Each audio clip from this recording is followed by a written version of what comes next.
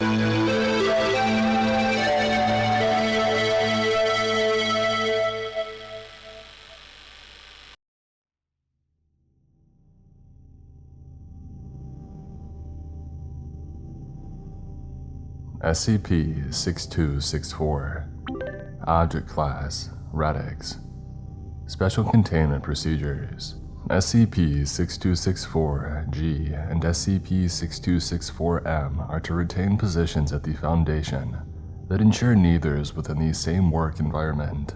However, due to their roles within the Foundation's organizational structure, this is to be heavily encouraged and recommended rather than enforced.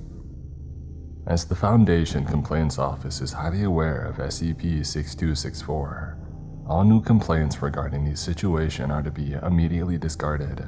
Description: SCP-6264 denotes two SCP Foundation Administrative Branch members, Charles, Georgia and Hillary Mélaine. Georgia, SCP-6264-G, is the Acting Director of Site-19, and Mélaine, SCP-6264-M, is the current Coordinator of the North American Ethics Committee. The two will begin to argue when within the same work environment, becoming progressively louder and more disruptive. At the argument's climax, multiple anomalous characteristics at varying degrees will manifest in SCP-6264's current work environment. These are as follows: heightened stress in surrounding Foundation staff, increased sensitivity to noise, decreased ability to communicate professionally, raised room temperature, increased humidity, presence of insects, primarily flies and moths, sudden generation of water. SCP-6264 was first discovered when the two instances were assigned to the Site-17 Logistics Department, and the site's administrative staff received more than 142 complaints within 24 hours of the instance's assignment. Addendum 1. An interview between SCP-6264-G and SCP-6264-M and Officer George Parks concerning the nature of the two instances' anomalous attributes, conducted on February 18, 1961. Begin log. Thank you for finding the time to sit with me, sir and miss. Of course, how may I help? Let's make this as brief as possible. I have a meeting in half an hour. Oh, don't worry, Coordinator. This shouldn't take long. Well, firstly, I would like to ask about your anomalous attributes. I'm all ears. Wait, sorry. Isn't that chair a tad small for you, sir? What kind of question is that? Of course not. Moving on. Your anomalous properties manifest when around each other. Do you have any idea why this may occur? Her anomalous properties. I'm sorry. I beg your pardon. I've said this before, they have nothing to do with me. When her anomalous properties finally dared to show themselves, of course, they latched onto me. My presence became the trigger mechanism. I don't fault you for your ignorance. You have no control over your clearance level. But when sapient anomalies manifest abilities they can't control, they usually have an environmental trigger. I was nearby at the time, so her trigger clearly became me. I wasn't aware of this. If I may, Parks, he is full of garbage. M throws G a snarling look. I said the anomaly. If the O5 would listen to me, you'd be in containment. Carry on with your questions, Parks. Alright. How would you describe your relationship? Non-existent. The only relationship that exists is the negative correlation between the amount of work that I get done and the amount of time that she spends pestering me. Respectfully, sir, you instigate every fight that we've had. Interesting. I don't remember being the one who used department funds on a petty pissing match. Both of you, please. Director, would you say that you dislike Mélaine? No. Of course not, you misunderstand. I do not dislike Mélaine, I simply find her presence a nuisance. In the professional sense, she interferes with the efficiency of my management, as site director, mind you. I see. There is nothing worse than inefficiency in our line of work.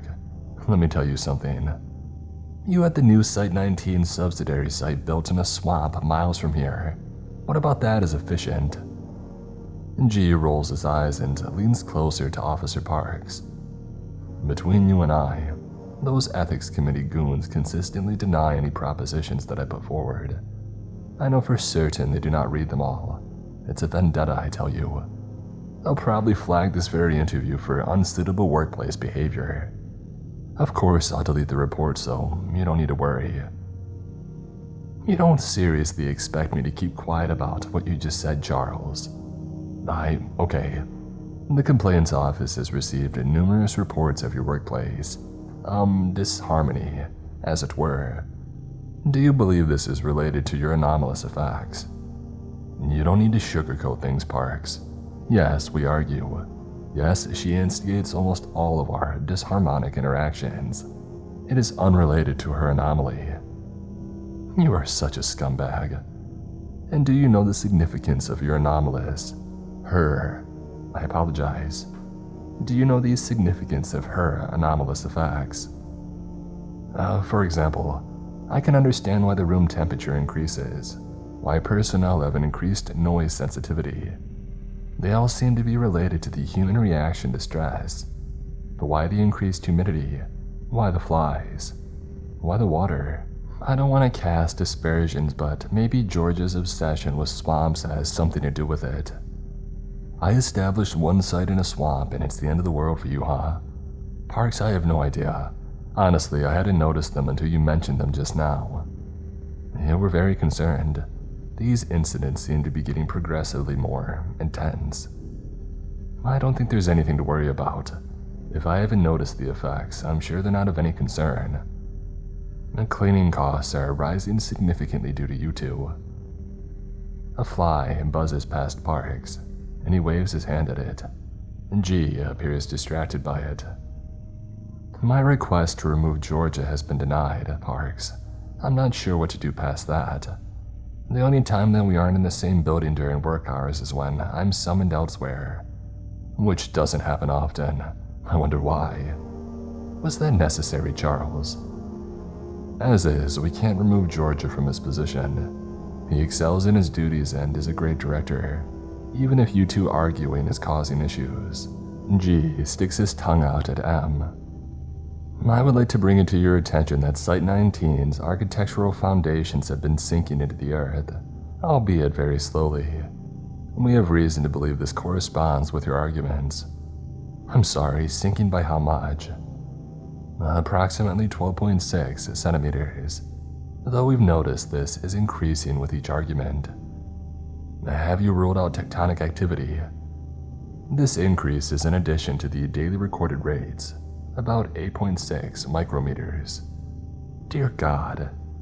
If it's that much of a problem, I will have Mélaine move to a different site. Excuse you.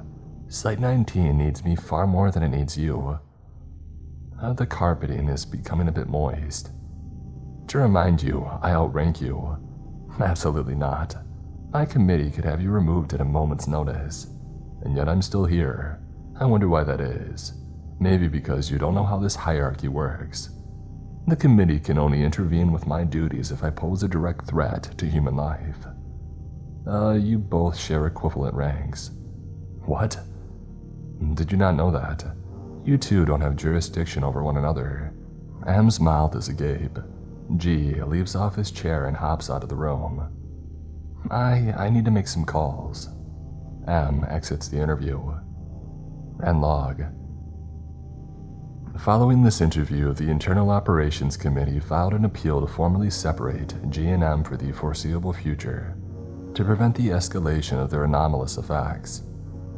Both instances individually filed complaints against this appeal, which were overruled by overseer order. As of writing, G and M have not interacted face-to-face in over 2 years. Addendum 2. A series of actions taken by Site-19's Director's Office and the North American Ethics Committee respectively, between 1962 and 1964. Each action correlates to an observed effect. It is theorized the actions were a part of a dispute between SCP-6264-G and SCP-6264-M. Action: removal of 2 Foundation front companies for inefficient use of funds. Effect: NA. Action: execution of multiple captured Chaos Insurgency agents.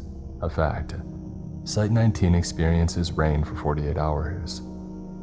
Action: transfer of 120 safe SCP objects from Site-19 to Site-53 as a result of basic humanoid space requirements. Effect: air humidity levels in Site-19 increased to 75%. Action: decommissioning of 2 Keter-class humanoid anomalies. Effect: Site-19 was declared architecturally unsound due to rising dampness.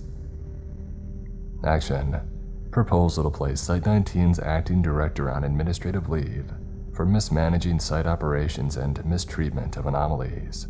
Effect: Site-19's west wing is partially subsumed by shifting Earth. Action: use of humanoid anomalies labor in the rebuilding of Site-19's west wing. Effect: wetland environment surrounding Site-19 becomes more pronounced. Action: 3 Ethics Committee liaisons placed in Site-19. Effect: Site-19's surrounding area is now classified as a freshwater swamp. Action: Ethics Committee meeting delayed in favor of 04 Court seminar. Effect: Site-19 experiences heavy flooding requiring temporary evacuation. Action: censure of Site-20's acting director for improper workplace behavior. Effect: swampland spreads to Site-24 and Site-180, as well as encompassing multiple towns in the nearby vicinity. Action: amnesticization and release of Ethics Committee advisor for continually subverting overseer order. Effect: Site-19, Site-24, and Site-180 all flood entirely, causing multiple containment breaches and requiring complete evacuation. Rain has now persisted for 200 hours without stopping. Action: proposal to disband the 04 Court to streamline Foundation operations. Effect: country redacted experiences a tropical cyclone, flooding multiple major cities, rivers, and lakes, and requiring mass evacuation. Foundation operations were placed on red alert. Action: proposal to defund the Ethics Committee due to obsolescence, inefficacy, and embezzling Foundation funds for malicious purposes. Effect: global sea levels were observed to rise by 0.104 millimeters, approximately 1,200% the average daily sea level increase. To Charles, Georgia at Site-19, from Hillary Mélaine at Site-19. Subject: SCP-6264 and us. Dear Charles, this has gone on long enough. We need to put a stop to this. It's unfair to the people around us. I know that I'm not the paragon of morality, but we can't keep hurting them just to keep playing this stupid game. Please think about this and get back to me. I hope you understand. Regards, Hillary. Hello, Hillary. Yes, I know our arguments are causing people pain. I also know that we work for the Foundation. Ergo, it is not my responsibility to babysit people that I have never met and never will meet. I have better things to be doing, like containing anomalies, the greater good and all that. If you really want to help people, here's how you do it. Our anomaly is a two-way system. Therefore, if one of us were to resign from our position and never return, the effects would halt immediately, yes? I myself have an image to maintain, and the last thing that we both want is people finding out. Please think about this, and do not bother getting back to me. I hope that you'll understand. Charles, Georgia, Site-19, Director's Office. Dear Charles, please reconsider what you're doing. It's not too late to resolve our differences diplomatically. This situation can benefit everyone, even you. I will be attending the 04 Court seminar next week on December 4th, and I would very much like to speak to you in person afterward. Please come. Regards, Hillary. Alert. This email has not been delivered for any of the following reasons: scheduled server maintenance, internal server error, or the recipient has blocked this contact. Please try again later. On 12/12/64, SCP-6264-M resigned from her Ethics Committee Coordinator position and requested a permanent transfer to Site-46, over 2,000 kilometers from Site-19. Immediately after her resignation and transfer were accepted, all previously observed phenomena affecting Site-19 and its surrounding area had ceased. No phenomena have ever been observed since. Addendum 3. On 15/12/64, an anonymous tip was received by the Foundation Complaints Office, accusing SCP-6264-G of abusing his position's power within the Foundation hierarchy, corruption, embezzlement, and most notably, impersonation of Foundation personnel. Due to certain classified details included within the report that aligned with Foundation Level 4 documentation, an investigation was commissioned. Moreover, the report specifically requested a member of the Contra-Memetics Division conduct the investigation. 1 week later, Memetics agent Thomas Penman was instructed to arrive at G's office for an interview. G was informed that said interview was part of a routine Foundation security questionnaire regarding the reconstruction of Site-19's West Wing. Penman's position as a Memetics agent was also hidden.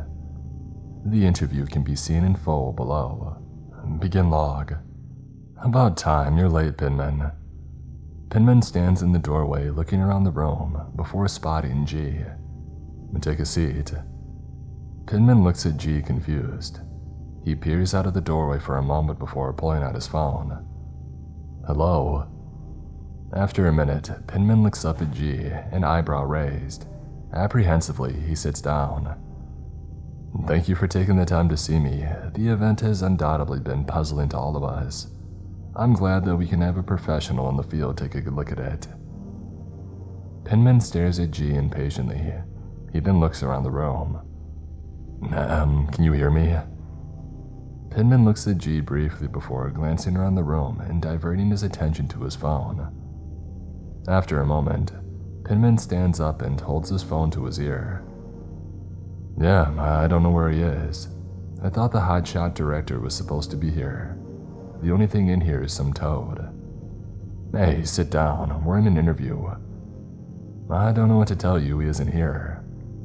Who are you talking to? Are you deaf? Penman looks at G and then back to the door. This dang toad won't stop croaking. I can't seem to find a tank. And does this thing belong to Director Georgia anyways? Are you deaf? Sit down. The person on the other end of the call talks for some time. G continues shouting. Wait, where? Penman looks around anxiously. I'm telling you he isn't here. Penman looks at G, appearing horrified. Slowly, Penman walks over to G and lowers the phone to his level. Who's this ditz calling? Martha, how are you? How's the wife? Good. Yes, well, I'm not. Yeah, well, you sent me a faulty agent. This bucko has been ignoring me the whole time. It's either your fault or his. Someone's taking responsibility around here, and I don't care who. I'll have him fired if you get that. Well, okay, yes, I understand. I apologize for raising my voice. Those freaks over at HR do get in the way of things. Yeah. Oh, is that so? Indeed. Yes. No, I haven't heard the news. You would think they would tell me these things considering who I am. But yeah, cool. Penman, confused, sets the phone on the chair beside G and walks over to his seat, slumping into it. 2 minutes of conversation between G and the call recipient had been omitted for brevity. Good to hear, Martha. Have a good weekend. Okay, you too. Hanging up now. G attempts to press the button to disconnect the call, but his finger slips off the glass screen. It's your phone, you do it. G abruptly dismounts from his chair and hops out of the room. Slowly, Penman picks up his phone and brings it to his ear. I think there's something in the water. End log.